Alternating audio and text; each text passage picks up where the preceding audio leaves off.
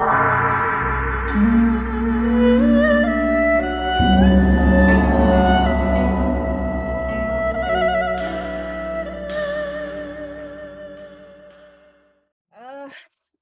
malam ini adalah bulan arwah. Kenapa kita sebut bulan arwah? Dan sebenarnya beneran nggak sih ini bulan arwah yang berarti maknanya negatif gitu kan? Jadi menyeramkan. Terus katanya juga banyak yang bilang nggak boleh nikah di tahun gini-gini. Terus juga kita akan bicara lebih lanjut lagi gimana sejarahnya dan apa saja yang mempengaruhi mengapa bulan ini ada beberapa ragam kegiatan di Kelenteng. Agar tidak berlama-lama, kita langsung sambut aja pembicara malam ini yang senior di grup kita, yaitu Ko Ardian Cangyanto. Silahkan, Ko. Oke ya, selamat malam semuanya Bapak-Bapak, Ibu-Ibu sekalian. Mungkin supaya jalannya lebih lancar, saya matikan video dulu. Nah, kita ini akan memasuki satu bulan yang kita sebut Citgue atau bulan 7 penanganan Imlek yang memiliki banyak nama. Yang umumnya itu disebut Ulambana Festival ataupun Yulance. Kemudian yang kedua itu Cioko ataupun Ciangku.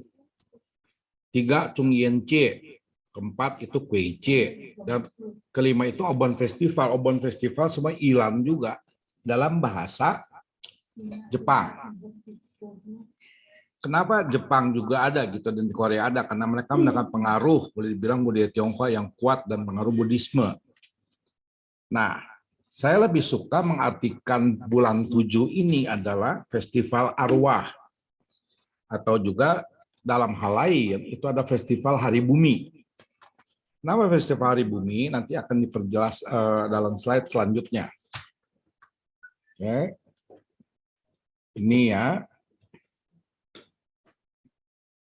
Oke.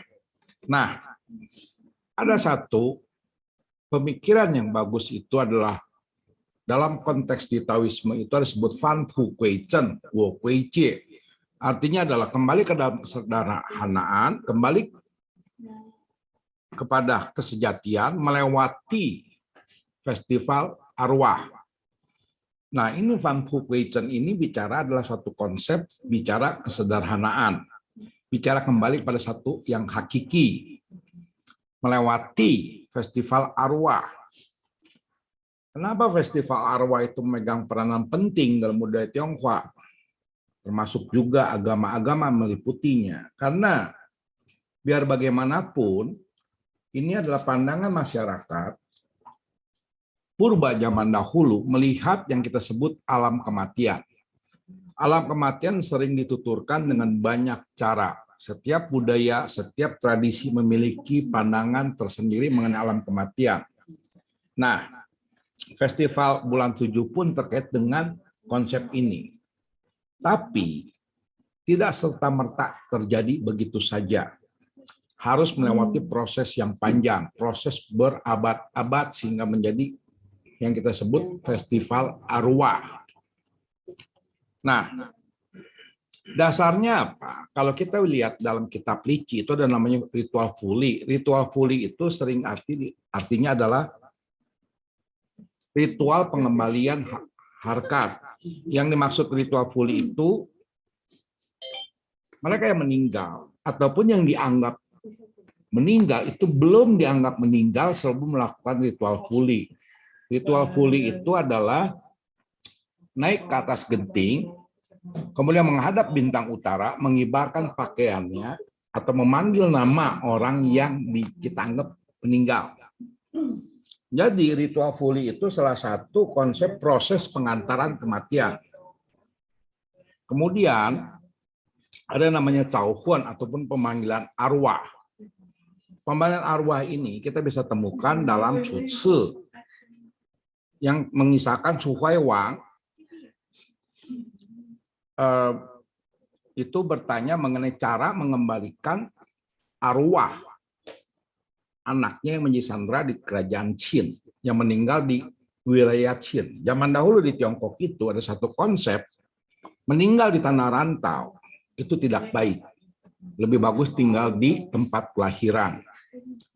Akhirnya dia bertanya, kemudian dia diberitahu oleh seorang ataupun kita sebut syaman, bahwa bisa dipanggil arwahnya. Arwah yang dipanggil dihadirkan. Itulah konsep pemanggilan arwah paling sederhananya. Dan itu tercatat dalam Cuci, dalam budaya kerajaan Chu. Nah, konsep lainnya itu ada konsep filosofis.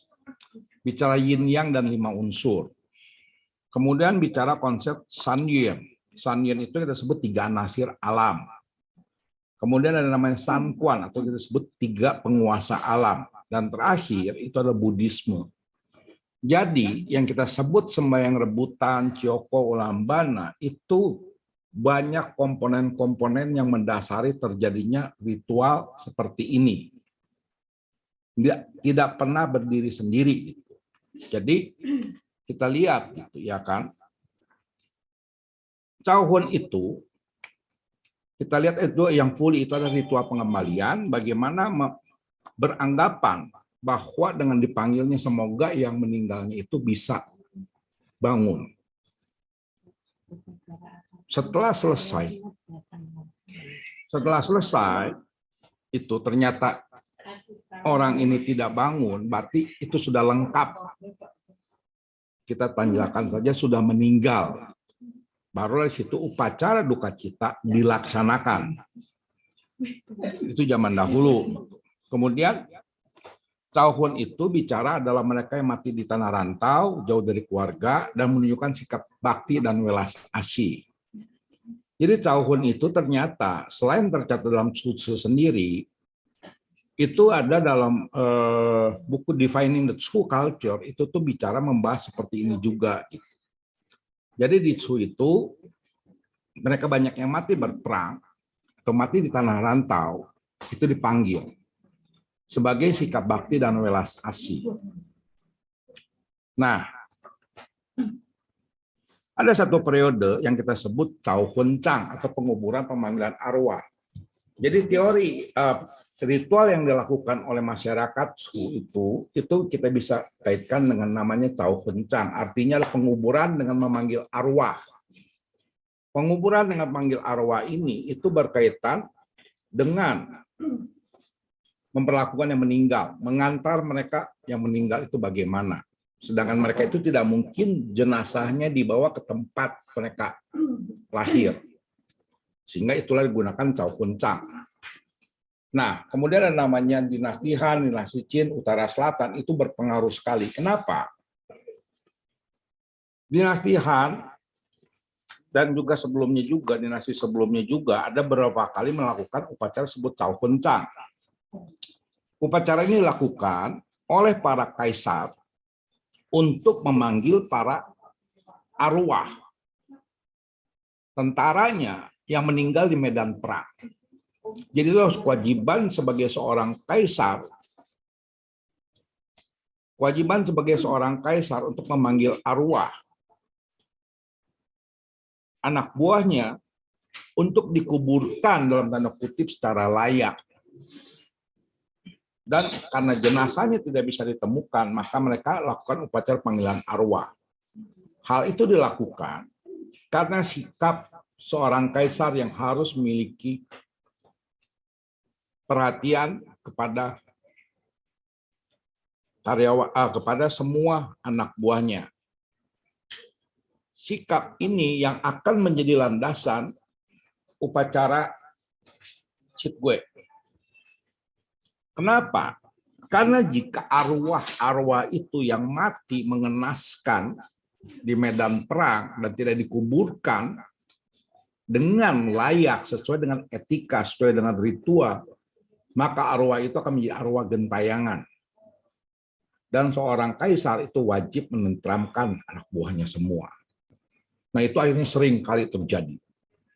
Banyak sekali dilakukan Dinasti Han, dinasti Qin, dan utara selatan Nanpei Cao. Itu banyak sekali. Nah, yang uniknya itu adalah pada saat dinasti utara selatan, Kaisar Liang Uti pernah juga melakukan upacara Cao Hun Chang ini. Jadi Cao Hun Chang ini akhirnya menjadi salah satu kebiasaan kekaisaran. Nah, itu landasan sejarahnya ya. Kemudian kita bicara konsep yin yang 5 unsur gitu. Jadi biar bagaimanapun kita bisa membagi dua proses tahun itu adalah tahun yin dan tahun yang. Jadi bulan 1 sampai bulan 6 itu bulan yang, bulan 7 sampai bulan 12 itu termasuk adalah periode yin. Jadi ini terkait dengan hal-hal seperti ini. Mereka membagi. Jadi bulan 7 itu sudah memasuki yang kita sebut saja posisi gelap. Nah, kemudian apalagi ada yang namanya kita sebut konsep San Yuan. San Yuan ini terkait juga dengan San Quan. Akhirnya ini adalah konsep yang berkembang di Taoisme sehingga mereka membicarakan Sang Yen, Chung Yen, dan Xia Yen. Itu menjadi salah satu festival penting. Contohnya apa? Cap Gome bulan 1 tanggal 15 waktu Han Uti melakukan ritual yang Xiao Jie ini itu dikaitkan dengan kita sebut Tai Yi. Tai Yi itu adalah dewa dari kerajaan Chu. Chung Yen juga dikaitkan dengan bumi. Xia Yen itu dikaitkan dengan air. Ini berkaitan dengan konsep kosmologinya Taoisme tentang membagi 3 alam. Dan itu semakin meluas setelah Zhang Taoling memperkenalkan konsep San Quan Shou Su ataupun 3 surat pengampunan dosa kepada 3 penguasa alam. Ini. Nah, konsep San Quan ini bicaranya adalah satu. Qian Quan sebagai pemberi rezeki, Ti Quan sebagai penghapus dosa, atau sebagai pengampun kesalahan, Shui Quan itu sebagai penghapus bencana. Jadi dalam konsep San Quan ini 3 hal ini terkait satu dengan yang lain.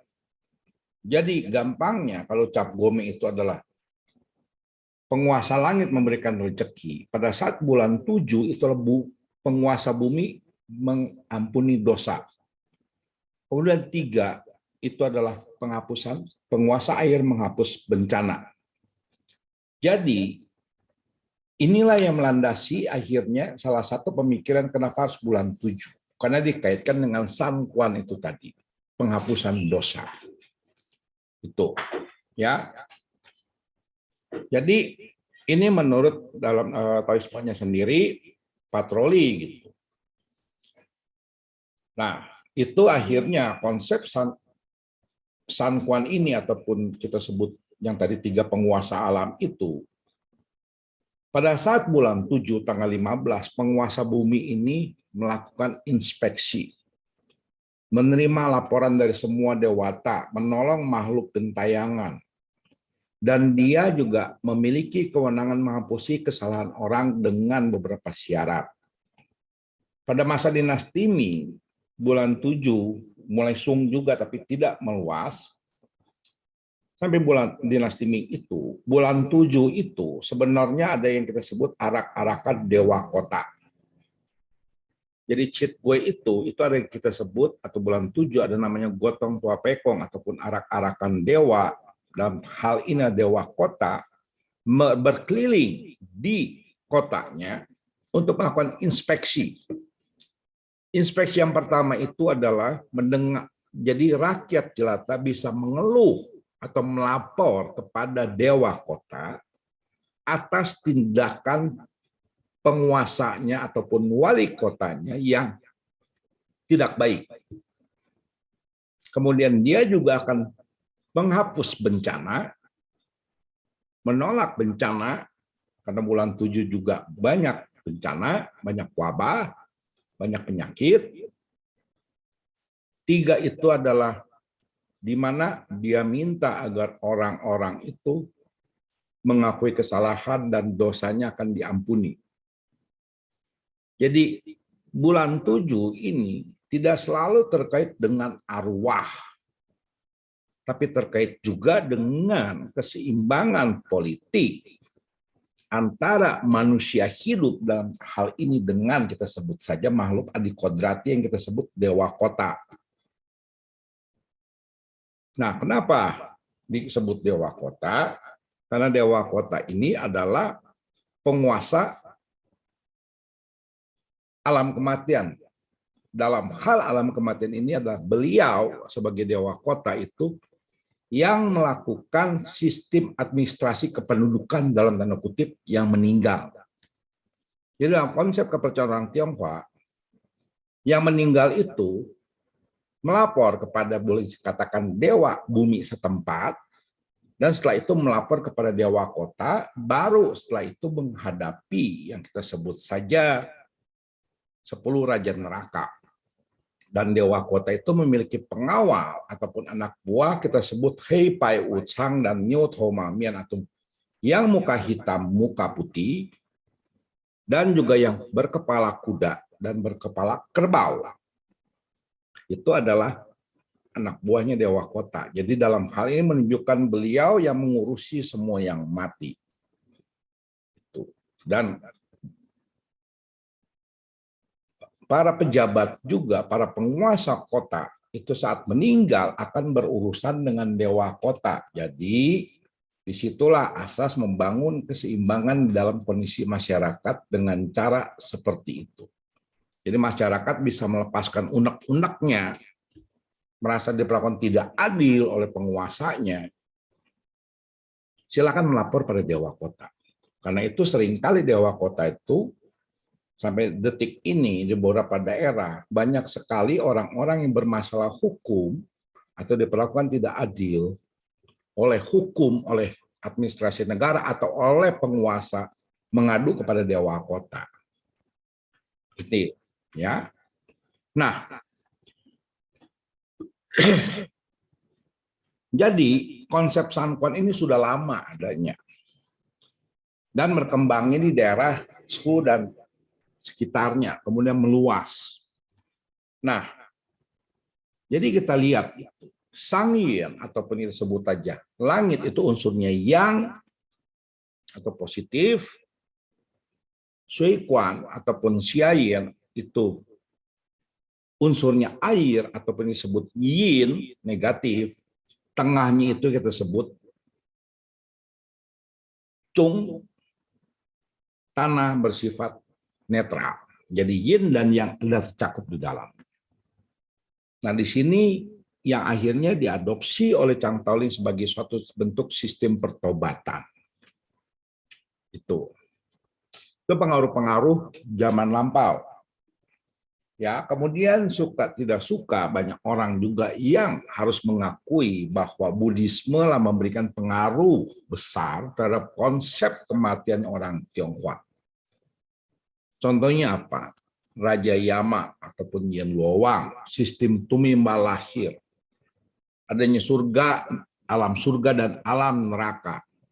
Kemudian ada dan juga dipengaruhi oleh adanya Ulambana Sutta, walaupun ada beberapa yang mengatakan itu apokrif, tapi itu menjadi diterima sebagai satu bentuk kebenaran. Karena Ulambana Sutra itulah yang menjadi landasan perayaan yang kita sebut saja festival arwah ini. Tapi ada faktor-faktor lain di belakangnya mempengaruhi hal seperti itu. Jadi Ulambana Sutra diperkirakan itu lahir pada masa dinasti Patpu Utara Selatan kurang lebihnya. Itu ya. Kemudian konsep Raja Yama ataupun konsep penguasa alam kematian itu juga berubah-ubah di Tiongkok sebenarnya. Di Tiongkok itu mengenal ada beberapa penguasa alam kematian yang akhirnya bisa bersinergi dengan Buddhisme, bahkan bisa menjadi rancu gitu. Contohnya apa? Feng Tu Tati, kemudian berubah menjadi Tung Ye Tati. Itu penguasa alam kematian zaman dahulu. Feng Tu dan Tung Ye itu zaman dahulu itu dipercaya sebagai tempat para arwah kembali. Jadi zaman dahulu itu orang Tionghoa itu bicara pindah ke satu lokasi, kita sebut saja Tungye ataupun Gunung Taisan. Walaupun nantinya dalam perjalanannya itu tidak harus Gunung Taisan dulu. Ada beberapa perubahan-perubahan, misal Gunung Kunlun dan lain-lain. Itu, tapi secara umum akhirnya diterima Tungye. Kemudian Giamloong. Dalam hal ini ada namanya juru selamat lah dalam konteks Buddhisme, itu yang kita sebutnya Ksigarwa Bodhisattva. Atau dalam konteks Taoisme itu disebut Tai Choku Tianchun. Nah, ini yang berkembang akhirnya mempengaruhi konsep masyarakat dalam hal melihat upacara festival arwah ini. Jadi dapat dikatakan festival arwah itu tidak serta-merta terjadi begitu saja. Melalui proses yang panjang berabad-abad, dari mulai konsepnya Cao-Hun, konsepnya Fuli, bagaimana mereka melihat alam kematian itu seperti apa. Kemudian terkait juga dengan konsep raja neraka, kemudian mereka juga melihat konsep 3 penguasa alam, dan lain-lain, sehingga menjadi yang kita sebut, yang sekarang ini disebut festival arwah. Itu. Nah, contohnya apa? Ini contohnya Feng Tu Tati. Jadi kalau kita lihat dalam San Hai Ching itu ada namanya penguasa kematian, Feng Tu. Di Tu Suosan itu ada namanya 2 pengawal yang akhirnya menjadi konsep terjadinya ulam bana ini ataupun Ciokoh ini adalah Sen Su Ilu. Sen Su Ilu ini adalah 2 dewa pintu yang dipercaya oleh orang Tionghoa. Sebenarnya itu 2 penjaga gerbang alam kematian. Bukan surga dan neraka ya, tapi yang bicara alam kematian. Di mana dalam San Hai Ching sendiri, Sen Su Ilu itu dia akan menghukum roh-roh yang nakal, arwah-arwah yang nakal, istilahnya itu dilempar ke macan. Jadi di situ tidak disebutkan bahwa semua itu harus menderita. Tapi kalau Anda nakal di alam sana, maka akan dilempar. Itu. Jadi setelah itu, barulah ada keyakinan bahwa nanti tanggal 1 bulan 7 itu, Sen Su Ilu itu membuka gerbangnya, memberikan kesempatan para arwah yang dikurung di alam kematian ini itu untuk mengunjungi keluarganya, untuk menikmati persembahan dari keturunannya. Nah, dan itu akan dijaga, yang macam-macam ditangkap dihukum, yang macam-macam ditangkap dihukum. Itu konsepnya. Kenapa? Karena agama Tiongkok itu mau tidak mau kita baca aja ada 2 kelompok besar, agama purba dan agama pasca, kalau kita sebut saja 100 aliran filsafat. Agama purba orang Tionghoa itu bicara adalah kembali ke pangkuan leluhur, penyembahan dari keturunannya itu penting sekali bagi para leluhurnya dan sebaliknya. Jadi ini salah satu dasarnya. Ya, dan ini yang saya katakan bahwa setelah itu ada konsep Gunung Taisan yang tempat para Kwesen berkumpul. Kemudian Gunung Taisan itu kita sebut saja Tungye atau gunung di wilayah timur, dan ada penguasanya namanya Tungye Tati. Dan itu adalah tempat para Kwesen ataupun tempat para roh atau arwah berkumpul.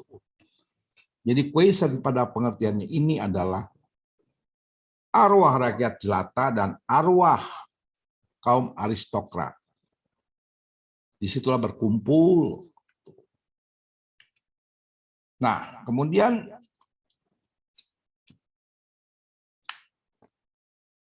lihat lagi ada namanya Raja Neraka menurut agama Buddha yang mengadili. Kalau kita lihat sebelumnya, itu tidak bicara mengadili atau menjadi penguasa. Nah, ini contoh-contohnya adalah Ti Changwang sebagai juru selamat dalam artian saya itu untuk mereka semua di alam neraka. Dan ini Tai juga sebagai juru selamat di alam neraka. Nah, uniknya adalah Raja neraka di Buddhisme itu yang mengadopsi dari Brahmanisme sebenarnya itu memiliki pasangan dalam konsep Brahmanisme. Di Buddhisme akhirnya tidak memiliki pasangan. Di Tiongkok, Raja neraka ada 10 jadinya. Tidak hanya cuma satu. Dan sebutnya Qin Guang Wang, Chu Jiang Wang, Sung Ti Wang, Wu Guan Wang, Yan Luo Wang, Bian Chen Wang, Tai San Wang, Ping Deng Wang, Tu Si Wang, Luan Hui Wang. Ini konsepnya 10 raja neraka yang di Tiongkok itu 10 itu unik. Dari Brahmanisme yang berpasangan, Buddhisme yang sendiri ke Tiongkok menjadi 10. Ini adalah prosesnya gitu. Ya, kenapa harus ada 10? Karena mereka beranggapan bahwa sistem pengadilan itu harus berjalan dengan adil. Dan semua itu dihukum, diadili sesuai dengan bidang masing-masing, menurut kesalahan masing-masing. Salah satu yang komplit itu, selain Wei Cheng, di Tung Ye Miao Peicing juga ada. 72 pengadilan. Alias 36 lapisan neraka. Nah, itu versi Taoisme, versi Buddhisme berbeda lagi. Tapi intinya kenapa harus ada 10? Karena biar ada keadilan, di mana yang ke-10-nya itu adalah yang bicara, yang menentukan kamu tumima lahir kemana. Itu. Ya. Kemudian karena kita bicara Sanquan tadi, 3 penguasa alam ataupun 3 nasir alam, maka ada 3 macam caranya. Pertama itu kita bisa lihat ya, kalau pada saat Cap Gome itu lentera itu digantung ke atas. Tapi pada saat bulan 7 itu lentera dilepas ke sungai. Artinya apa? Melepaskan si arwah itu melewati sungai. Dan jangan lupa, dalam banyak konteks kepercayaan purba itu selalu dikaitkan proses perjalanan arwah itu melewati sungai. Jadi ini adalah pelepasan para arwah untuk menuju, gampangnya adalah alam yang bebas dari penderitaan. Jadi mereka lepas pelitanya itu di sungai. Sedangkan kalau bulan 10 yang Suikuan itu malah tidak lepas di sungai, mereka taruh di tanah.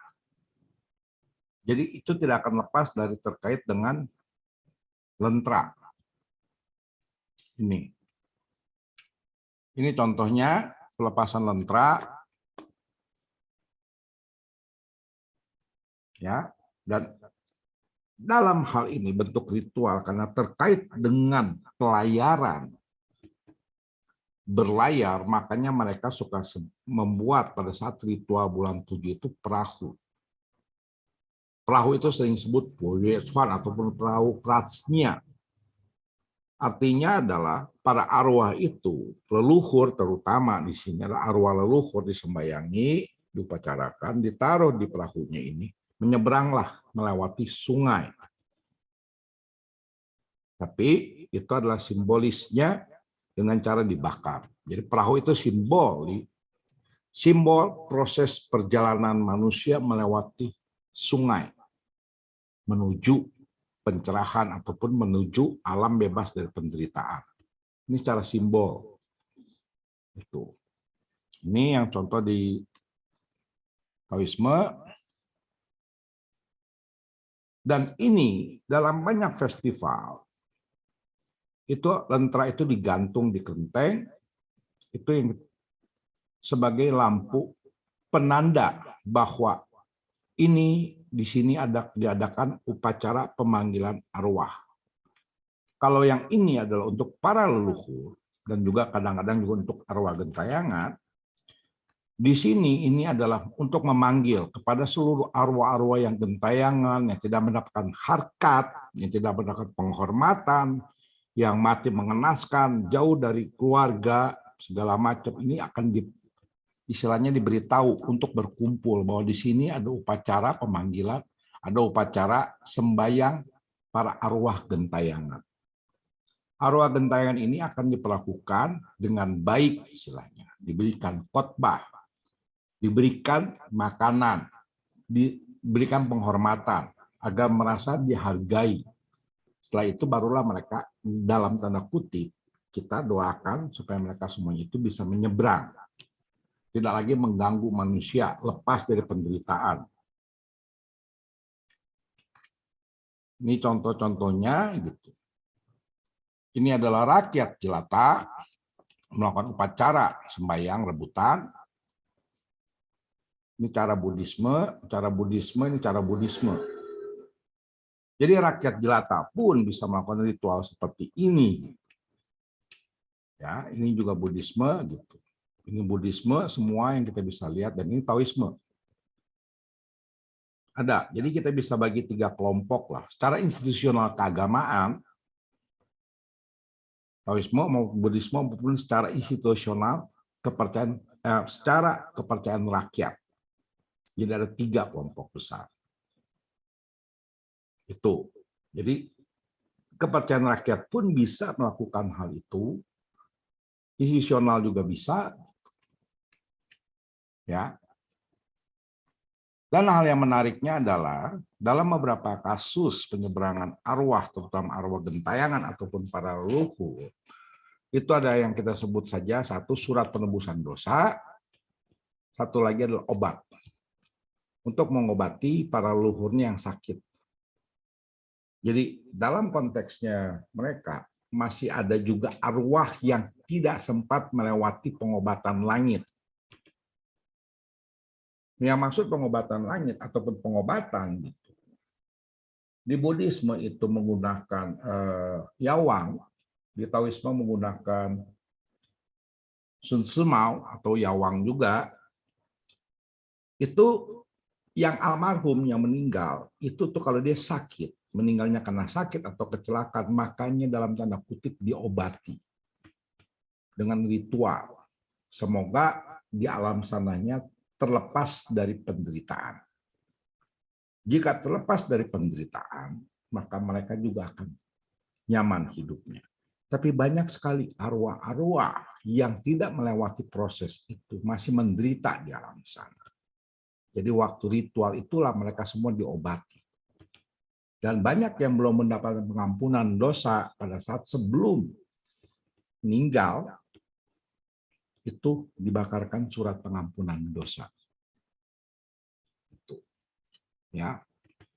Dan uniknya itu adalah dalam ritual-ritual di kelenteng rakyat maupun kelenteng institusional itu pasti ada namanya kita sebut tasiye.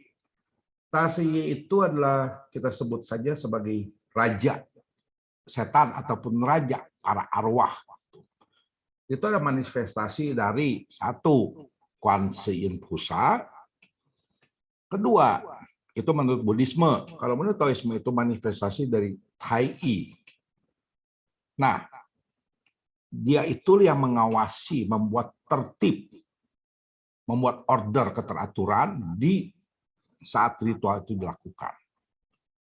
Dan dia itu dalam tanda kutip membabarkan dharma, menolong mereka semua, dan yang menjadi penyelamat mereka di alam sana. Ini adalah salah satu ciri khasnya. Tapi ada beberapa yang tidak menggunakan ini. Ada beberapa yang tidak menggunakan tasiye. Ada, misalnya, tapi amat jarang yang ditemui yang menggunakan utau, amat jarang sih. Itu. Nah, ini adalah salah satu contoh bahwa Cit Guepua ataupun bulan arwah itu terkait juga dengan konsep-konsep kematian orang Tionghoa yang berubah, tidak statik, yang berubah sampai menjadi kita sebut saja satu tradisi. tradisi yang kita sebut saja ulambana ataupun ciokoh ataupun ciangku. Ini contoh-contohnya kalau di kuburan pun boleh.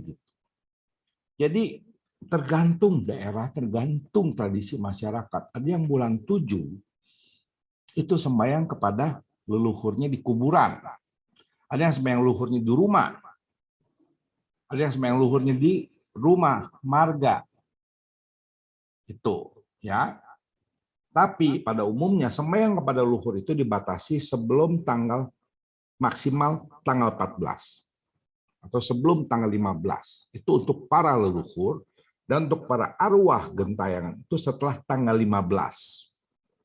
Dan dalam beberapa tradisi pada akhir bulan itu ditutup dengan kita sebut saja mengisi gudang berkah si umat-umat yang melaksanakan ritual seperti ini. Kenapa ada isi gudang berkah?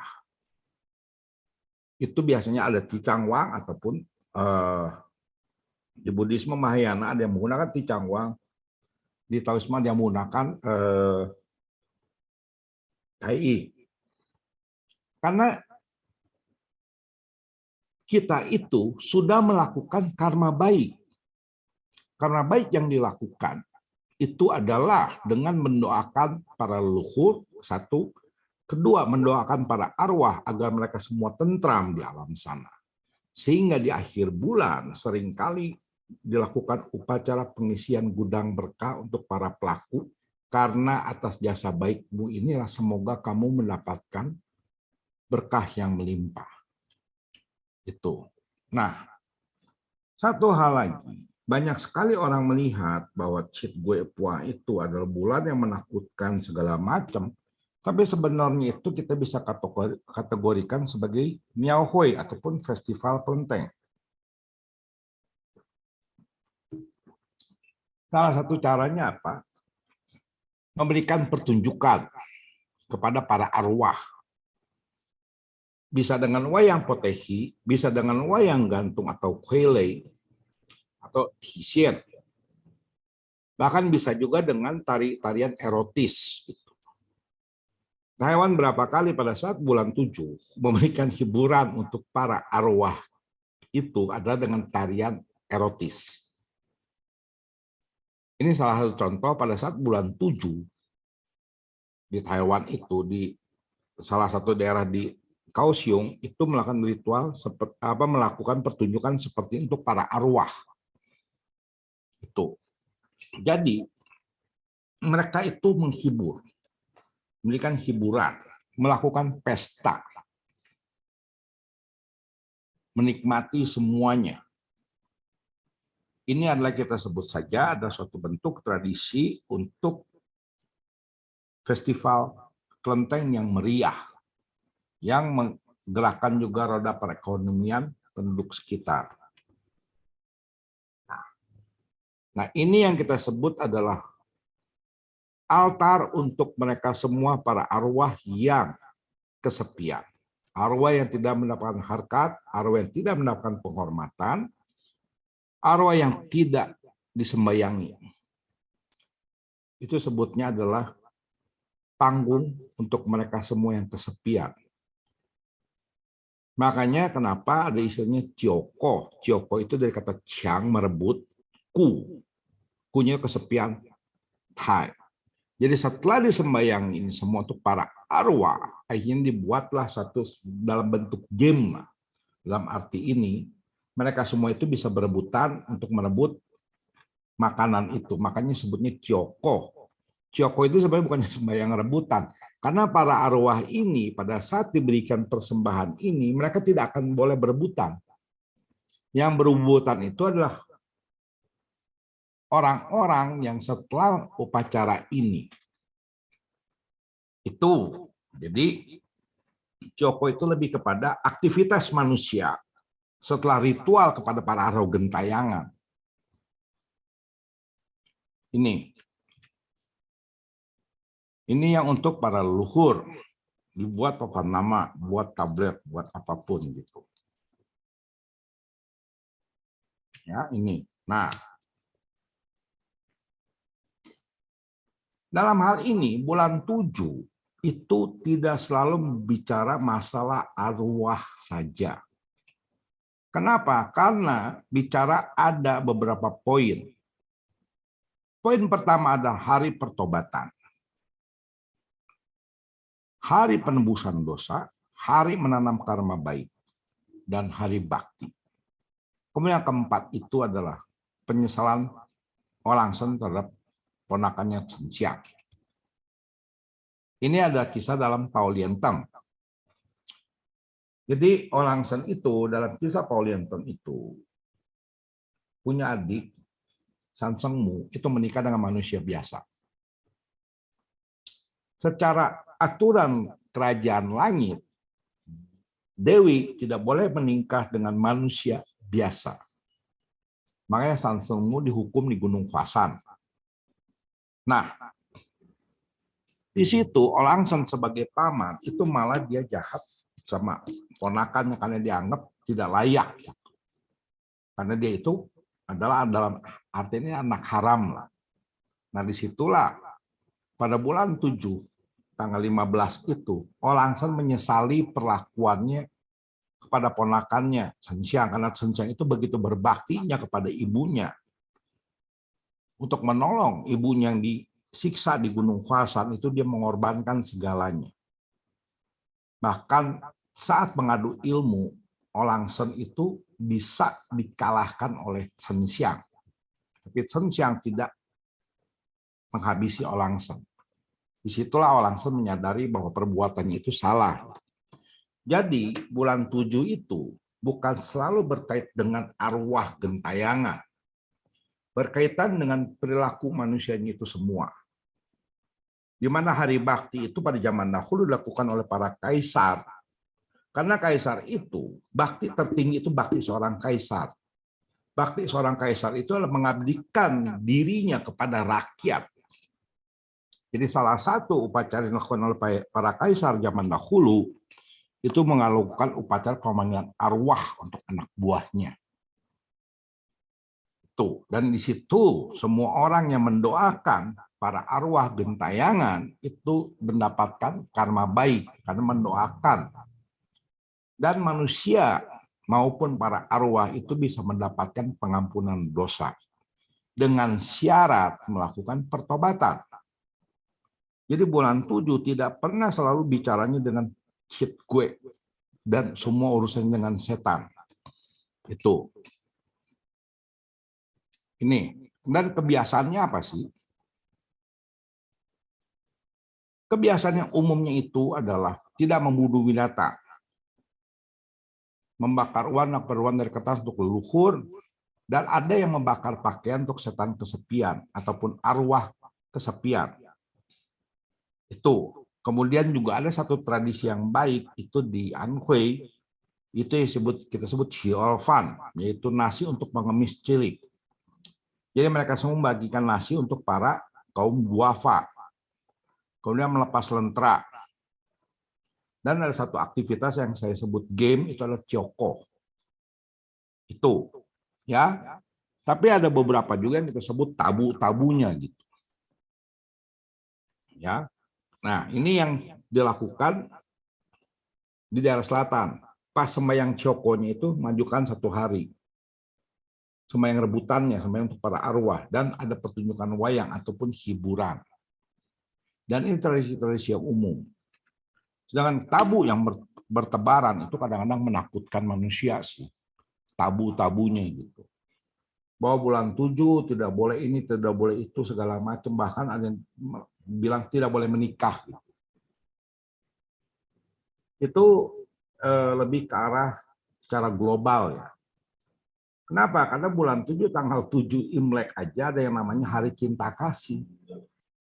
Hari kasih sayang. Hari anak-anak gadis memohonkan skill keahlian kepada seni ataupun gadis penenun. Skill yang diminta itu dilakukan pada bulan arwah loh. Bulan 7 tanggal 7, bahkan untuk kita sebut Chinese Valentine Day. Jadi bulan 7 tidak serta-merta bicara selalu semua arwah. Bahkan kalau kita mau lihat tanggal sistem pemilihan hari di kalender Tiongkok sekali, bulan 7 pun ada tanggal baik untuk menikah kok. Jadi dua hal yang berbeda gitu. Tapi tabu yang dibangun itu lebih ke arah membangun order sebenarnya. Membangun kita dalam setahun itu mungkin kurang ajar ya, karena salah satu tabunya itu dilarang kencing sembarangan, dilarang buang air sembarangan. Itu tabu, itu bulan 7 minimal kita tidak bertingkah laku sembarangan. Walaupun ada tabu-tabunya, misalnya kalau dipanggilnya menoleh, itu salah satunya. Tapi itu lebih ke arah membangun satu, saya katakan, hari di satu bulan di mana kita itu bersikap bijaksana terhadap alam. Contohnya apa? Ini, tidak membunuh binatang. Itu. Nah, dalam hal ini kalau kita bicara kematian, seringkali bulan 7 itu menjadi rumit sekali gitu. Wah, matinya harus benarnya bagaimana? Ini itu segala macam. Kita bisa lihat bahwa ada tumbuh malahir yang bicaranya beda dengan reinkarnasi, konsepnya berbeda. Kemudian surga dan neraka, kita katakan pindah dimensi, kembali ke asali, hancur lebu. Banyak sekali teori tentang alam kematian, tidak pernah tunggal. Bahkan dalam budaya Tionghoa sendiri, teori tentang alam kematian itu beragam. Tidak pernah ada yang sama. Tapi dalam hal ini, kalau kita lihat dari sudut filosofinya orang Tionghoa itu, mereka nggak gitu memikirkan tentang kematian. Tapi ritual untuk yang meninggalnya itu tetap ada. Tidak ditinggalkan begitu saja. Dan juga ritual itu memiliki banyak makna yang terselubung. Salah satunya apa? Memandang yang mati bagaikan hidup. Salah satu pemikirannya mereka. Karena itu ritual-ritualnya lebih berkait seperti memperlakukan manusia hidup. Bukan memperlakukan manusia yang telah mati. Tapi mereka lebih berkaitan memperlakukan manusia yang masih hidup dalam tanda kutip ya. Itu. Misalnya seperti memberikan pakaian untuk arwah gentayangan. Itu kan seperti kita membagikan baju bekas kita kepada panti asuhan kan. Itu. Sebenarnya artinya lebih ke arah memperlakukan yang mati bagaikan hidup dan seolah-olah dia ada di tengah kita. Itu. Oke, saya rasa ini yang saya sampaikan. Mungkin kalau terlalu cepat, mohon maaf. Kalau ada pertanyaan, silahkan. Saya kembalikan kepada MC. Terima kasih. Oke, ini sudah ada pertanyaan di chat. Aku bacakan dulu ya. Dari apakah konsep Setian Yuan Chun atau 10 Raja Yama pengaruh Buddhisme tadi, atau mungkin mau dijelaskan lagi? Tadi Ini karena sudah disebut. Raja Yamanya itu ataupun Yen Luowangnya yang penguasa kelima itu penguasa Buddhisme. Tapi kalau kita lihat nih nama-namanya di sini, bentar saya siap. Ya, kita lihat ya, kita perhatiin baik-baik ya di sini nih. Waktu pemilihan namanya. Ya, kita lihat yang di sini. Taisan Wang. Ping Teng Wang. Kita lihat dua aja dulu. Ya. Ini menunjukkan konsep pemikiran Tionghoa. Ya. Jadi memang ada pengaruh Buddhisme dalam hal ini adalah Raja Neraka yang mengadili, tapi juga bicara adanya pengaruh budaya Tionghoa yang kuat. Taisan contohnya. Atau kita sebut Tung Ye masuk. Ping Teng juga masuk. Kenapa? Karena kalau kita lihat Feng Tu punya konsep itu bicara Ping Teng, kesetaraan. Nah, yang lain-lainnya ini bicara Lun Hui ya, reinkarnasi.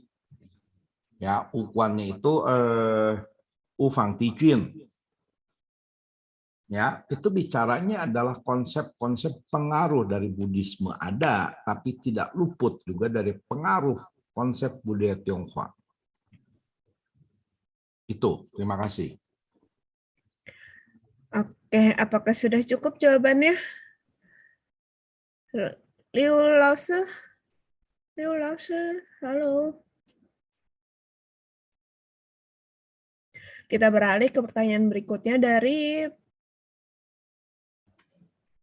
konsep arakan Dewa Kota, apakah masih tetap dilaksanakan di Tiongkok? Setahu aku di Indonesia tidak ada. Bagaimana?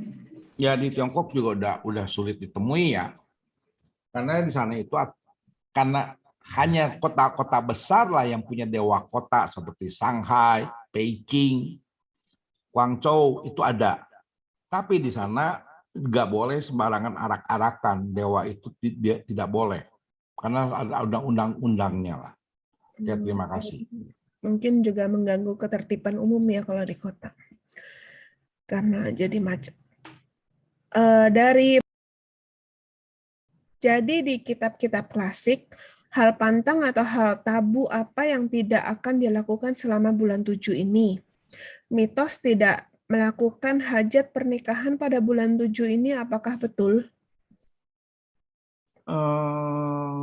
Kitab-kitab klasik seperti Susu, Tao Te Ching nggak bahas ini ya, nggak bahas hal-hal pantang dan tabu ya, nggak. Itu lebih ke arah pada folk belief ataupun kepercayaan rakyat. Sampai mitosnya juga pada kepercayaan rakyat. Tapi ya gampangnya beginilah.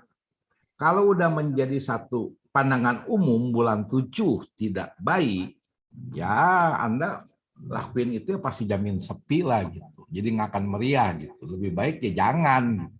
Walaupun kalau kita buka misalnya kita cari hari, bulan 7 Imlek pun bisa ketemu hari baik untuk pernikahan. Tapi lebih baik janganlah gitu. Ya, itu jawaban saya. Terima kasih. Oke, kemudian ini pasti Ibu ya.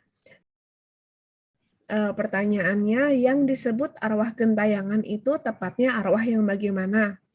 Apabila ada leluhur yang meninggal, tapi misal sudah masuk gereja dan saat meninggal tidak dilakukan ritual sembahyang, hanya didoakan secara gereja dan selama ini hanya didoakan secara gereja tanpa ritual sembahyang leluhur,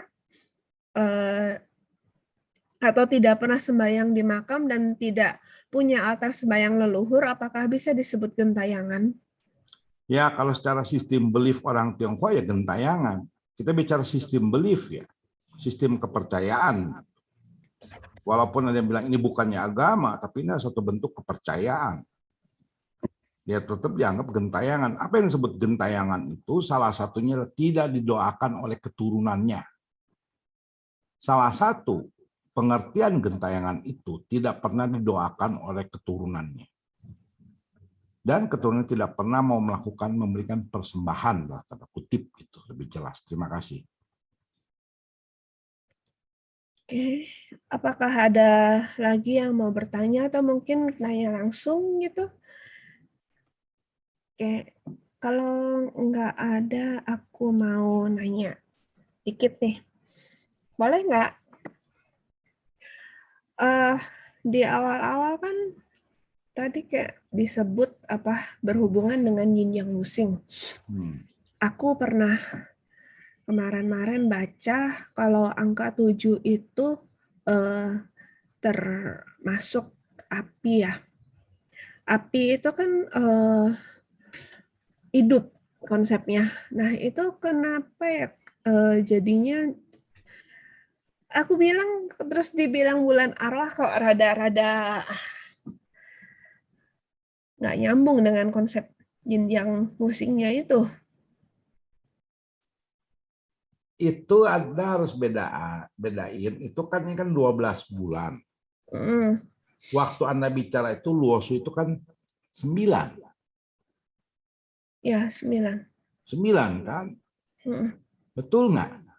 Jadi beda dong. Jangan disamain antara luosu yang 9 angka numerologinya dengan 12 bulan. Jadi pembagiannya itu tidak bisa, memang ada menggunakan unsur losu, tapi nggak sama, karena 12 loh. Bulan 1 sampai bulan 12 bukan? 12. Nah kalau losu 9 atau 12? Dan Losu. 7 dalam losu itu Hmm. lambangnya apa? Kan Logam toh, sanci kan, san uci, 5-nya kan tengahnya itu kan tanah, 3-nya itu kan timur, 7-nya itu barat. Ya, Ya. ya masuk. Kemudian 9, 5, 1 kan, 9-nya atas, utara, 1-nya selatan kan. 9 itu, tunggu jadi lupa lagi, harus lihat peta losunya. Kurang lebihnya seperti itu. Ya, jadi beda gitu. Makanya mereka bilang 7-nya itu hidup, kayu. Itu bukan berdasarkan hitungan dari losu. Ya. Jadi dari mana ya kok? Ada sistemnya, kita sebut, ntar saya harus buka bukunya lagi. Itu ada sistem hitungannya tersendiri berbeda. Itu. Ya. Ya. Oke. Kalau nggak salah lagi bicara etnomatematika sempat dibahas tuh. Coba nanti terima kasih. gitunya. Oke. Nah, ini ada pertanyaan dari Pak Suyana, silakan Pak. Ya, makasih. Pak Adrian, tadi ada slide yang menyebutkan ada San Juan, ada San Juan ya. Itu yang dijelaskannya rasanya baru San Juan ya. Saya mau tanya itu, yang setahu saya sih San Juan tuh sama, tapi kalau ada bedanya tolong dijelaskan, makasih. San Yuan itu lebih ke arah kita bicara saja langit, bumi, air. Ya. Lebih kepada benda, gampangnya. Lebih kepada materi. San Quan ini lebih kepada person. Tian Quan, Ti Quan, Shui Quan kan. Quan ini kan jabatan kan. Ya, lebih ke arah person. Ya, tadi saya juga jelaskan lebih ke arah person, penguasa itu kan person. San Quan itu lebih pada person, San Yuan itu lebih pada materinya. Terima kasih Pak. Ya. Ini satu lagi. Ya. Kalau nggak salah San Quan itu di dalam Tao Jiao ya, itu dewa tertinggi ya. Tapi saya mau tanya dengan Taisang Laoqin tinggian mana itu ya? Oke. Ini pertanyaan menarik ya, karena gini, kita juga harus akui ya, Tao Jiao itu istilahnya the growing religion. Dia perlu masa sampai jadi fix kurang lebih pas sampai zaman Yuan, saya akui itu. Saya nggak fanatik bilang nggak mungkin, itu melalui proses. Kenapa? Karena sebelum itu nggak ada istilahnya Sanxing kan. Ya, nah Taisang Laoqin itu mengacu kepada di kitab Tao Te Ching. Ada lupa babnya apa mengenai Taisang. Tapi pengertian Taisang itu juga di kalangan filsuf juga menjadi 2 kelompok besar. Satu Taisang sebagai penguasa kaisar tertinggi.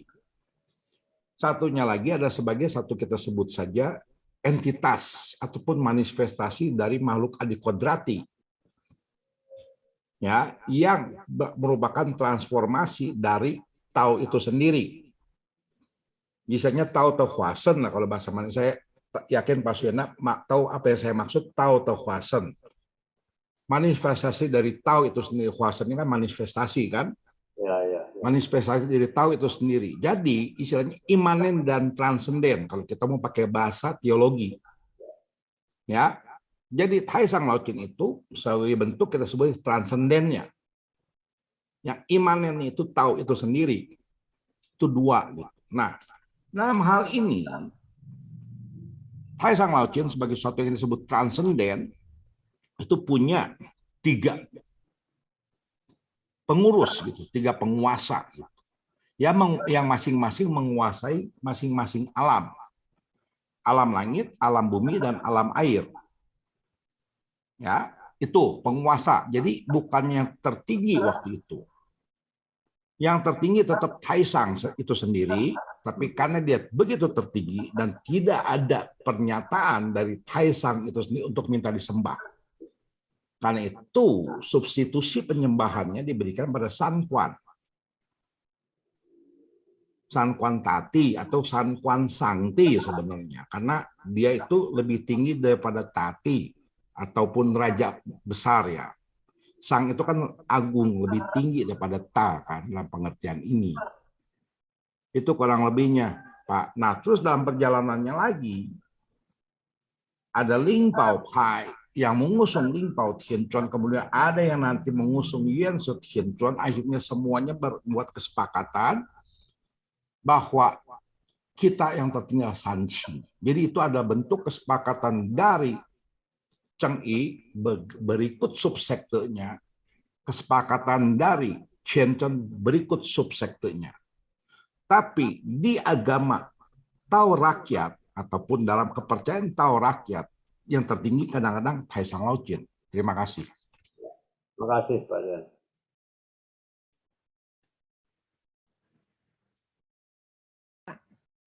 Oke, ada pertanyaan lagi, mungkin sepertinya yang terkait dengan pertanyaan Ibu tadi. Ini dari, jadi tadi disebut gentayangan bila tidak disembayangi oleh keturunannya. Nah, kalau tidak punya istri atau suami ataupun anak angkat, bagaimana? Kayaknya termasuk ya. Ya, itu bagus, pertanyaan bagus. Kan biasanya ada saudaranya ikut sembayangin kan? Nah, ya. Kecuali kalau saudaranya juga nggak ada yang sembayangin, keponakannya juga nggak ada. Dan biasanya itu yang ngelakuin itu kan salah satunya itu adalah rumah marga kan?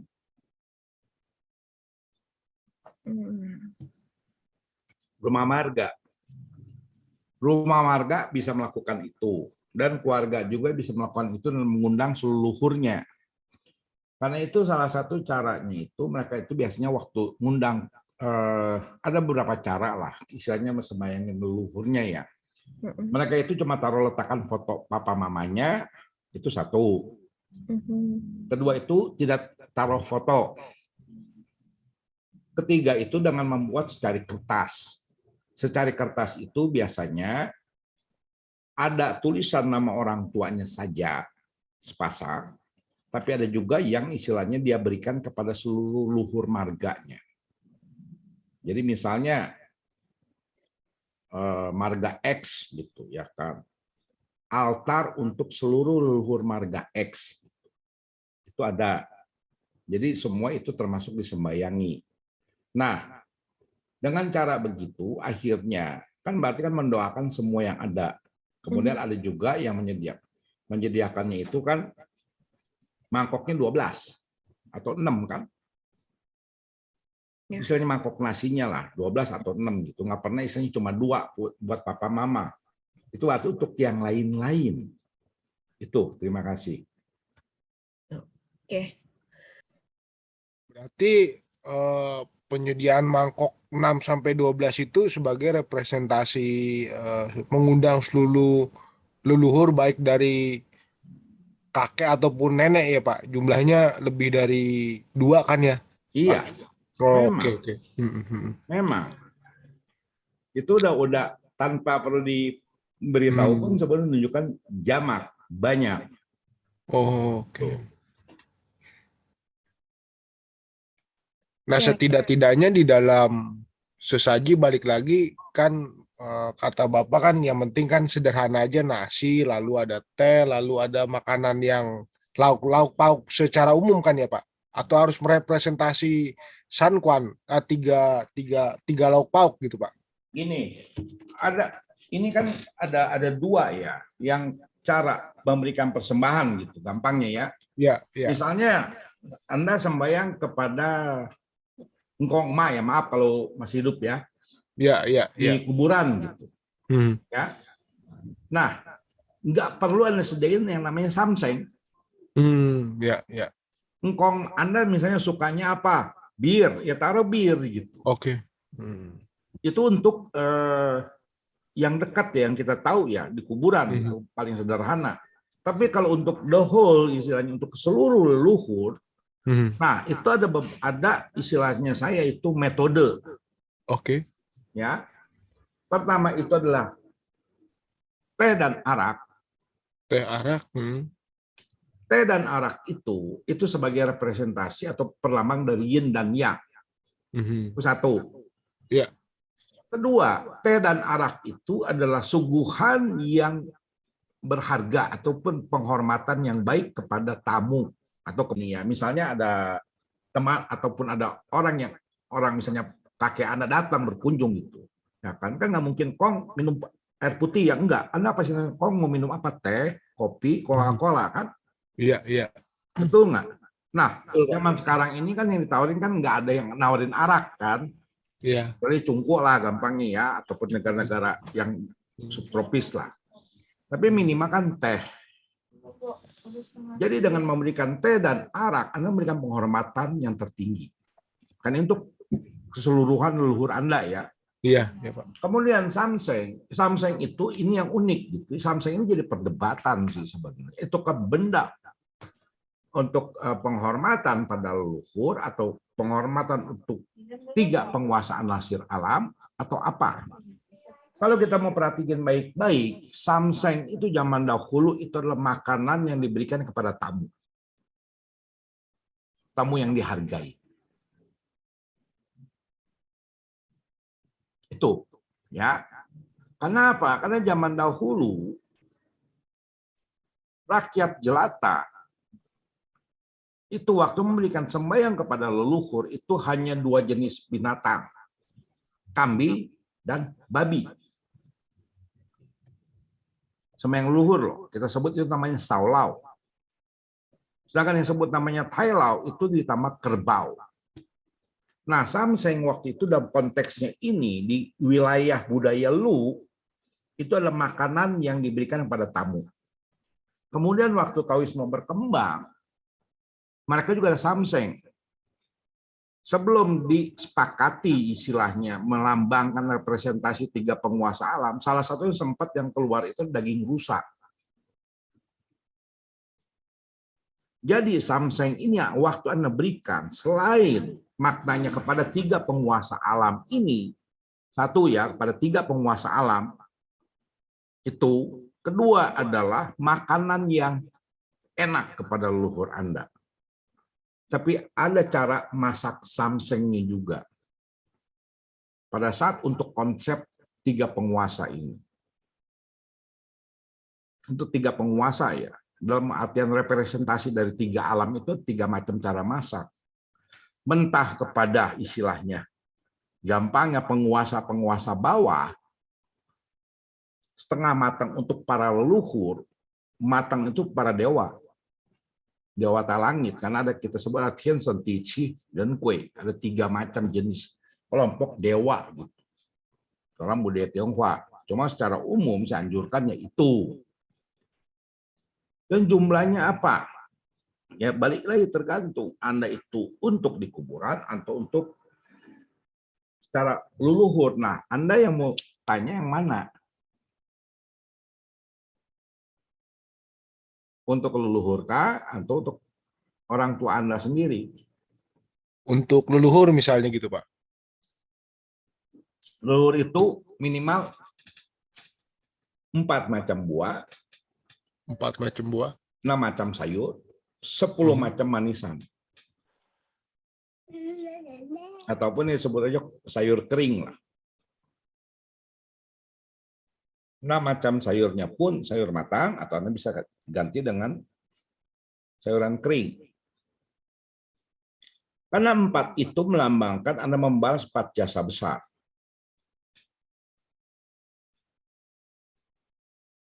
Empat jasa besar itu pada langit dan bumi atau kalau zaman dahulu itu pada penguasa atau pada negara, orang tua, kerabat, dan guru.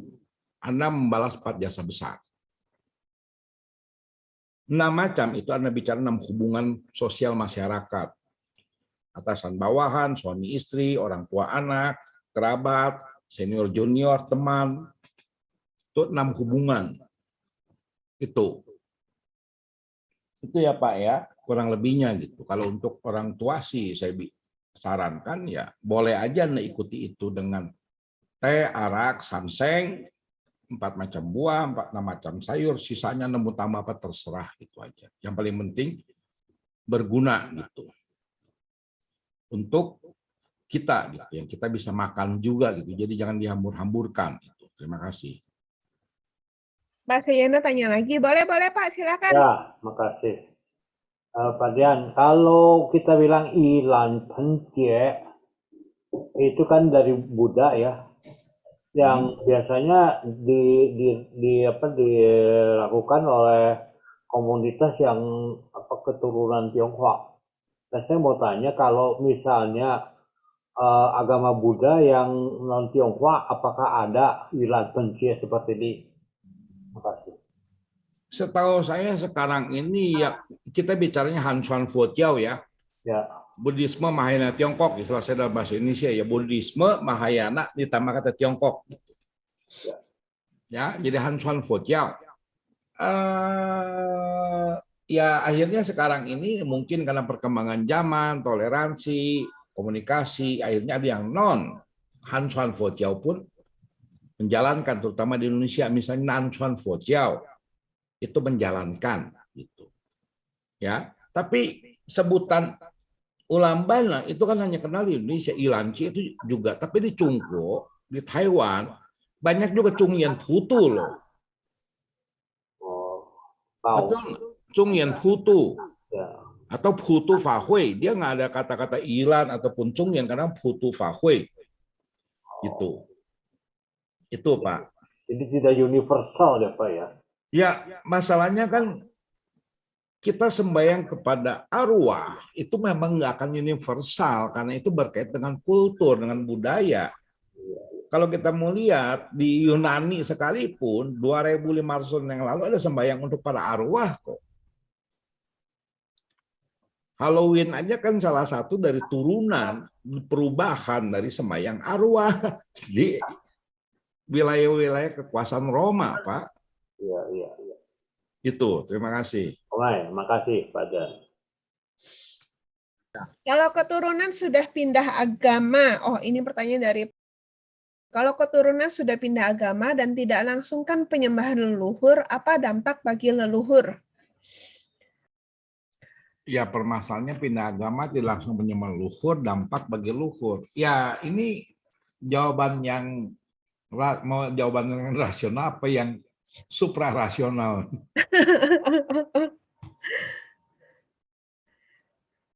Kalau gini, kalau yang rasional, ya Kak. Kalau yang rasional sederhana aja begini, ya. Semua tindakan budaya tertentu itu pasti mengalami clash dengan budaya agama lain. Ya, pastinya ada. Dan suka tidak suka, agama apapun akan mewakili satu budaya yang berbeda di mana agama itu berkembang. Contohnya apa? Di Tiongkok lah, permasalahan yang kita sebut rise of controversy atau Li antara Matteo Ricci dengan Vatikan, bahkan akhirnya dalam hal konteks lebih besar, Vatikan dengan Kekaisaran Qing. Itu benturan kultural, benturan sudut pandang kultur. Karena bagi dinasti Qing ataupun para raja-rajanya dan juga sebagian besar bangsawan ataupun pejabatnya, penghormatan leluhur itu adalah salah satu bagian dari core ataupun inti ritual orang Tionghoa. Tidak ada ritual orang Tionghoa yang tidak melibatkan leluhur. Jadi kita bisa katakan begini. Semua festival mulai dari Imlek sampai malam tahun baru Imlek pasti melibatkan gitu aktivitas dengan penyembahan leluhur. Makanya menjadi core gitu. Dan itu menjadi satu identitas kultur. Nah, benturan kultur antar dua kultur pastinya akan menegasi atau menghapuskan.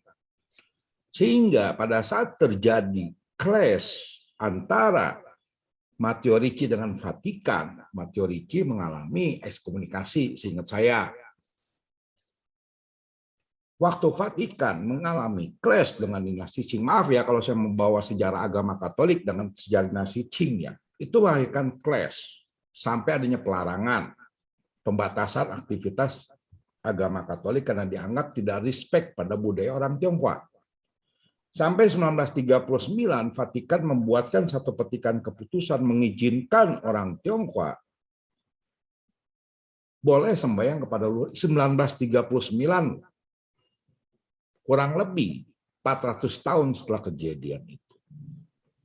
Kenapa? Karena keterbukaan itu akhirnya bisa saling menerima. Nah, apakah penyembahan leluhur itu memiliki makna yang buruk? Belum tentu. Tapi kalau kita melihat dari kacamata budaya tertentu, pastinya buruk.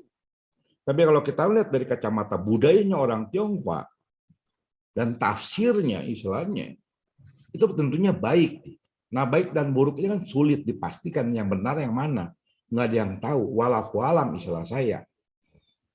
Ya, jadi buat saya sendiri, kalau Anda merasa budaya Tionghoa itu baik dan penyembahan leluhur itu memberikan makna baik bagi kehidupan Anda, ya kenapa Anda harus buang? Itu. Tapi kalau misalnya merasa membebani ekonomi, lupa bahwa kita itu kadang-kadang memberikan kepada sesuatu yang kita sebut bersifat adikuadrat itu tidak mengenal batasan ekonomi. Kita lebih memberikan kepada niat, rasa. Dan niat dan rasa itu dituangkan dengan ritual.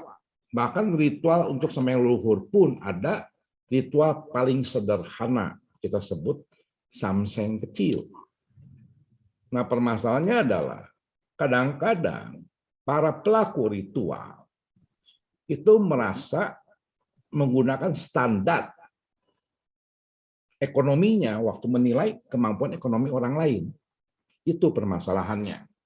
Nah, kalau yang istilahnya suprarasional atau melampaui rasionalitas, ataupun ya kita sebut aja menurut pernyataan orang yang bisa lihat alam sana atau apapun, ya mungkin sedih ya. Sedih gitu. Karena itu kita bisa lihat ya. Kita lihat Buddhisme Mahayana Tiongkok.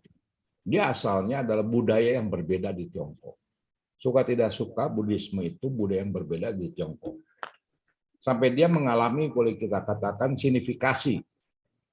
Buddhisme Mahayana Tiongkok itu, dia mengenal tumimba lahir. Tapi dia tetap bisa menerima, kecuali yang fanatik ya. Orang Tionghoa itu melakukan bakar-bakaran, tetap bisa terima bakar rumah, bakar kertas, bakar apapun. Jadi gampangnya ginilah. Kalau kita bicara hubungan antara manusia dengan alam yang lain, itu bicara harmoni. Bicara membangun keharmonisan.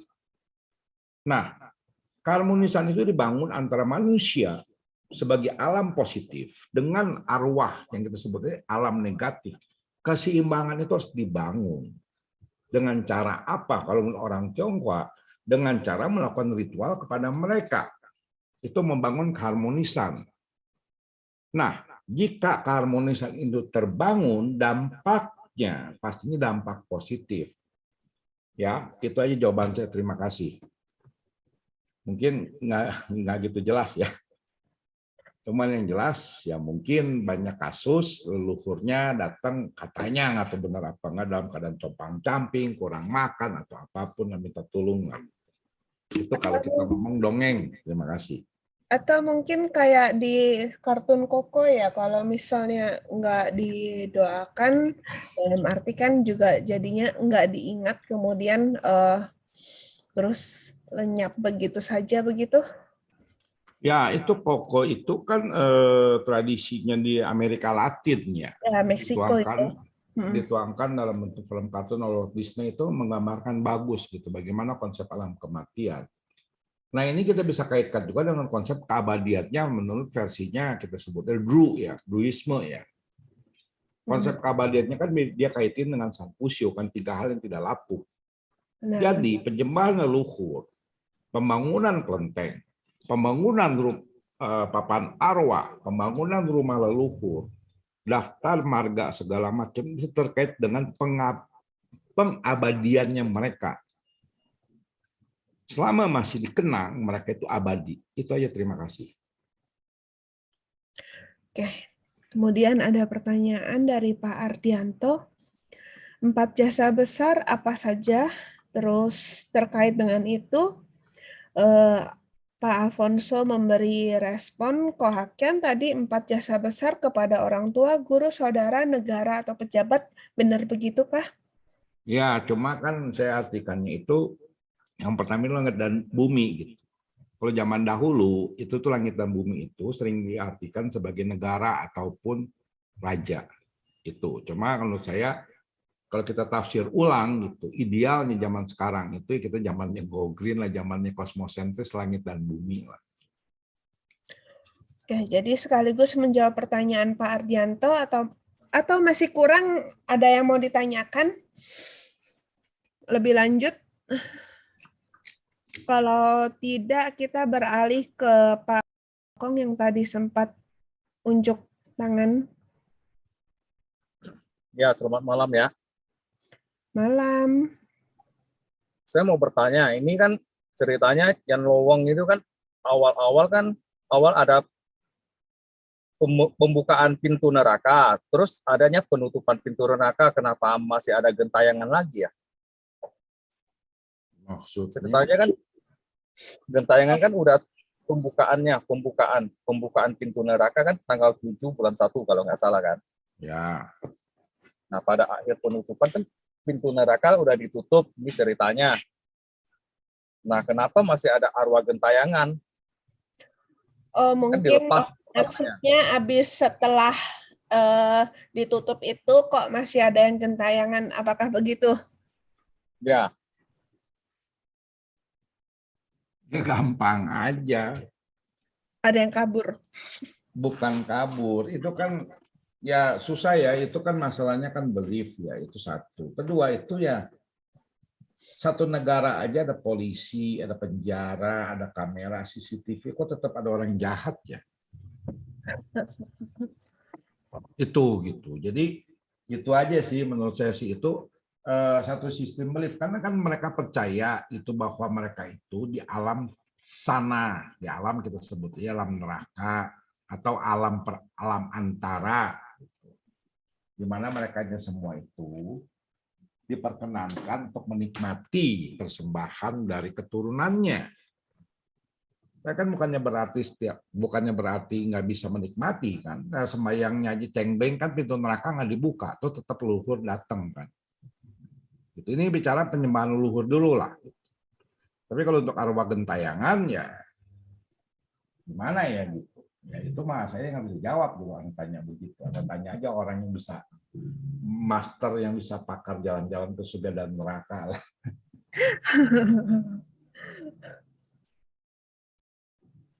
Oke, silakan. Saya mau mengomentarin pertanyaan Pak. Silakan. Tadi kalau yang gentayangan itu rasanya ranahnya di Taoqiao itu ya. Jadi ajaran apa Taoisme. Kalau yang dibuka ditutup itu pintu apa dunia arwah. Kalau saya sih nggak nyebut itu ya, TI itu kan TI apa dunia arwah, jangan neraka. Itu konsepnya Buddha itu. Jadi kalau roh gentayangan itu ya kalau menurut saya itu sepanjang tahun juga ada. Mohon komentar ini benar nggak? Pandangan saya ini. Ya, Oke. kalau kita lihat di Shanghai Ching aja kan ceritanya dibuka kan pintunya kan. Shanghai Ching pintunya dibuka gitu. Kalau menurut saya wajar-wajar aja ya. Kenapa? Karena kita harus lihat gitu. Ini bicara yang agak mistis sedikit lah. Ada namanya alam antara, gitu. Alam antara atau disebut alam bardo atau disebut bukannya mingfu ya sebenarnya tepatnya ya. Saya lupa istilahnya tepatnya itu apa gitu. Jadi itu alam di mana mereka itu belum masuk ke dalam kita sebut saja konsep neraka ataupun konsep alam kematian. Ada dua jenis alam kematian, alam mati sementara sama alam mati yang sesungguh-sungguhnya. Jadi yang gentayangan itu lebih ke arah sana, dan yang gentayangan itu lebih banyak pada kasusnya itu mereka satu tidak tahu sudah mati, kedua tidak menerima kenyataan bahwa dia mati, tiga dia ada perasaan tidak puas terhadap orang-orang yang masih hidup, dan itu yang kita sebut gentayangan. Dan itu di luar kontrol, istilahnya dalam tanda kutip. Kontrolnya para raja neraka. Itu kontrolnya, kalau gampangnya itu kontrol dipegang oleh, kalau kita duduk dongengnya, kontrol dipegang itu oleh Chang Huangye. Itu. Terima kasih. Oke, silakan Pak.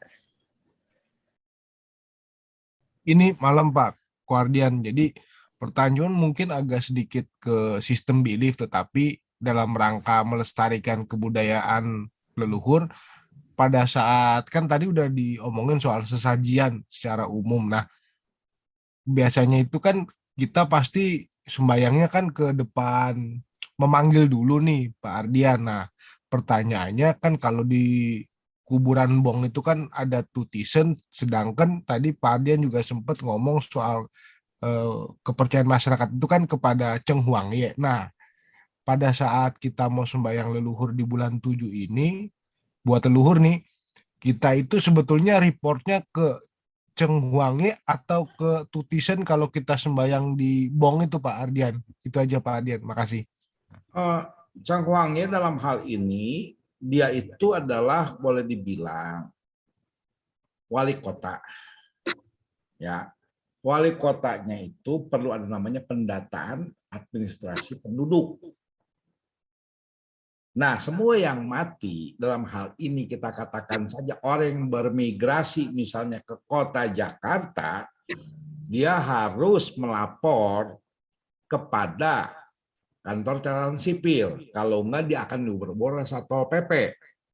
Nah, Satpol PP-nya inilah yang kita anggap itu adalah si kepala kuda sama kepala kebo.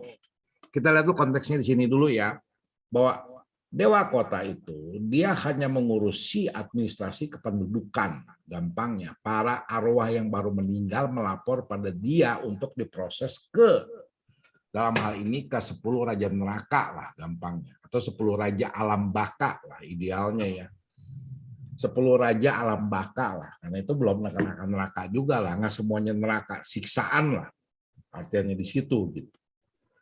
Jadi itu berbeda sekali dengan kita sebut saja Tutisen, ataupun kadang-kadang di kuburan itu namanya Houtu. Houtu itu artinya adalah Ratu Bumi. Kalau zaman dulu sekali, zaman Shang itu kalau nggak salah Houtu itu adalah penguasa dunia kematian. Jadi konsep alam kematian orang Tionghoa juga berubah-ubah sih penguasanya. Tuh, Bunda Bumi ya. Karena zaman dulu itu ada kepercayaan termasuk di, kalau kita cek di beberapa kepercayaan purba di beberapa wilayah lain gitu. Itu mereka percaya bahwa mati itu masuk ke alam bawah atau ke alam bawah tanah. Contohnya yang paling fenomenal ya Yunani, Hades gitu. Masuk ke bumi gitu, ke dalam bumi. Jadi kalau Anda sama yang di kuburan itu ya Anda harus lapor kepada RT RW setempat lah gampang. Misalnya Anda mau berkunjung, mau menginap ke rumah orang, Anda kan harus lapor pada RT, bukannya lapor pada wali kota. Jadi kita sebut saja tutisen itu adalah RT RW setempat. Gitu. Jadi laporlah kepada RT RW setempat. Jadi kadang-kadang untuk melihat budaya Tionghoa dan kepercayaannya sebenarnya berpikirlah seperti melihat bagaimana administrasi manusia. Itu mirip-mirip. Itu jawaban saya. Terima kasih. Cukup sih, Guardian, terima kasih. Oke. Apakah ada pertanyaan lagi? Ini dah 24/7 nih. Ada tanggapan dari terima kasih, saya jadi paham kalau upacara selama 1 bulan dibagi 2 antara tanggal 1 sampai 15 dan setelah tanggal 15. Ini kayak yin yang juga ya, kalau dari 1 sampai 15 yang setelah tanggal 15 yin. Iya. konsep yin yang lagi. Karena budaya Tionghoa itu salah satu ide utama ya, yin yang wuxing. Ada tangan silakan. Langsung saja. Saya mau bertanya tentang surga dan neraka. Ini kalau dalam ajaran Islam, Kristen itu kan kembali ke Tuhan ya, pangkuan Tuhan ya, pangkuan Yesus apa pangkuan Tuhan. Nah, kalau di Buddhisme itu di Sukhavati. Setahu saya di Sukhavati. Kalau di Taoisme itu gimana ya? Taoisme ya surga ini Tungci Changlejie di timur gitu. Kalau surga Sukawati di barat, Taoisme di timur. Tapi ada juga konteks yang kita sebut aja Fancu Kuei-chung. Fancu Kuei-chung itu adalah kembali ke pangkuan leluhur dan itu nggak lepas dari konsep kepercayaan purba. Jadi di dalam orang Tionghoa sendiri kita harus lihat ada 3 konsep sebenarnya. Yang umumnya itu satu konsep dari Buddhisme, satu konsep dari Taoisme yang mirip-mirip sebenarnya. Ketiga itu adalah kembali ke pangkuan leluhur. Dan kembali ke pangkuan leluhur itu mulai tergeser-geser oleh berbagai macam agama-agama besar. Tuh, makanya kadang-kadang kita suka dengar gitu. Orang udah mati, ngapain sembayangin, nanti dia nggak bisa datang. Dia nggak tahu konsep, kita sebut saja Fancu Kuei-chung. Dan yang melihat dari konsep dari agama-agama besar. Terima kasih. Oke, makasih atas jawabannya, Ko. Ci Cendra mungkin mau melanjutkan pertanyaan tadi di grup Facebook tadi siang, Ci. Oke. Iya, ini menarik sekali. Justru kalau sekarang itu yang saya lihat ya di berita-berita baik di dunia drama maupun di dunia umum, itu kalau GC yang dikenal sebagai Chinese Valentine's Day itu memang di Tiongkok sekarang ramai ya. Dan aku lihat juga dipromosiin gencar-gencaran karena untuk mengikis budaya Barat. Kalau kita lihat kan dulu kan cerita-cerita komik Jepang atau apa kan terpengaruh pada Valentine's Day yang 14 Februari itu. Tapi kalau kita lihat cerita-cerita Tiongkok sekarang beralih justru banyak ke arah jiksi, baik di drama, nggak cuma drama-drama itu ya tradisional ya yang kostum ya, tapi juga di drama modern itu mereka justru menggalakkan kalau ada apa cerita-ceritanya dikaitkan pas Valentine's Day itu pas ambil temponya pas GC, jadi bulan 7.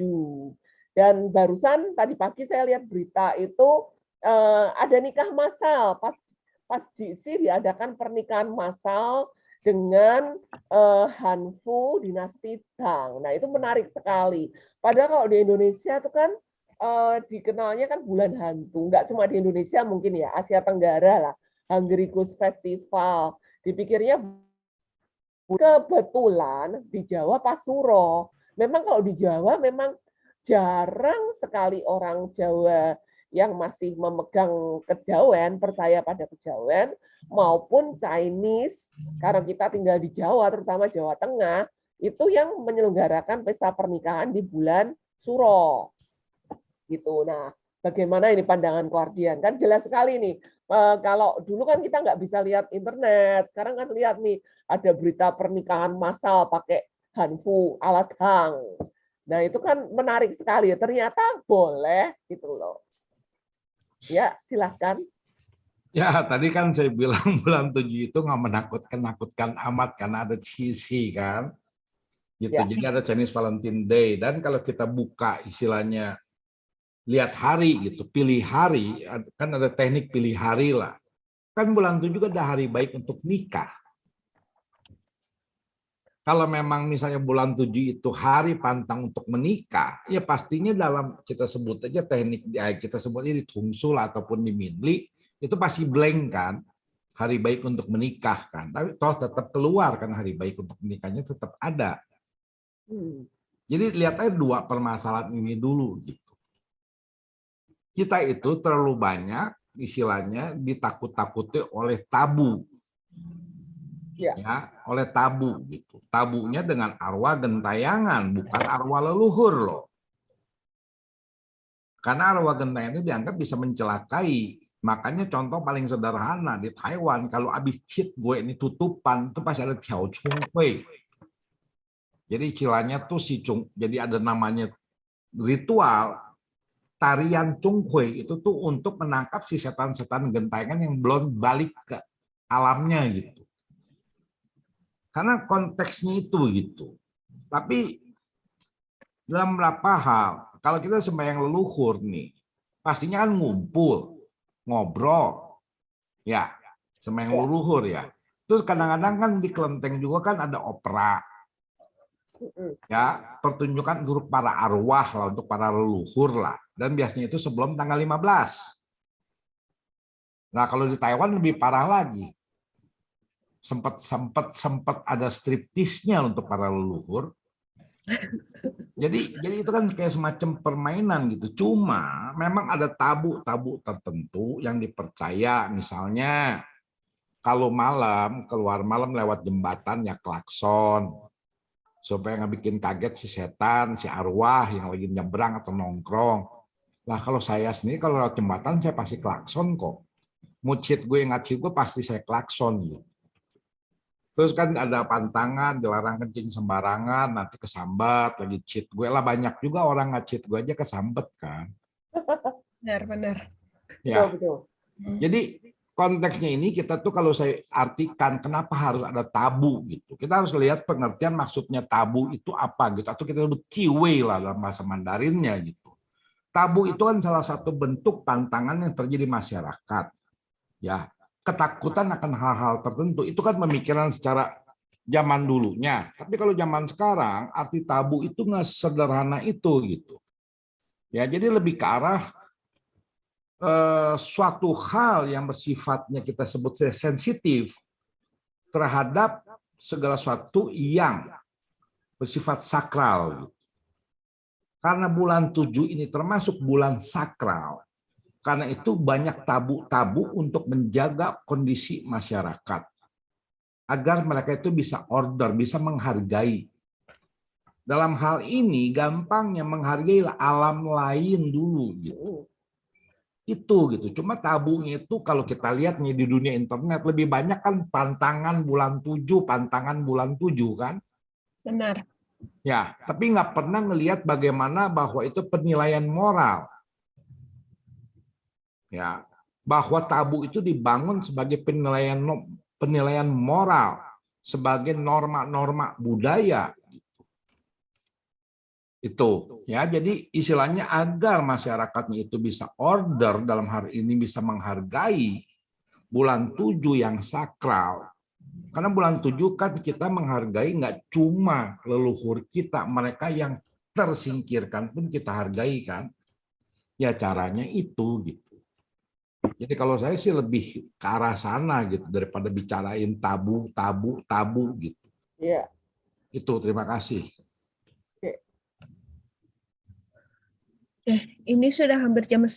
Mungkin pertanyaan Ci Cendra tadi sekaligus mengakhiri diskusi kita malam ini. Bagaimana? Oke. Oke, terima kasih kepada semua peserta, termasuk rekan-rekan yang telah ikut acara diskusi malam ini. Semoga acaranya berguna dan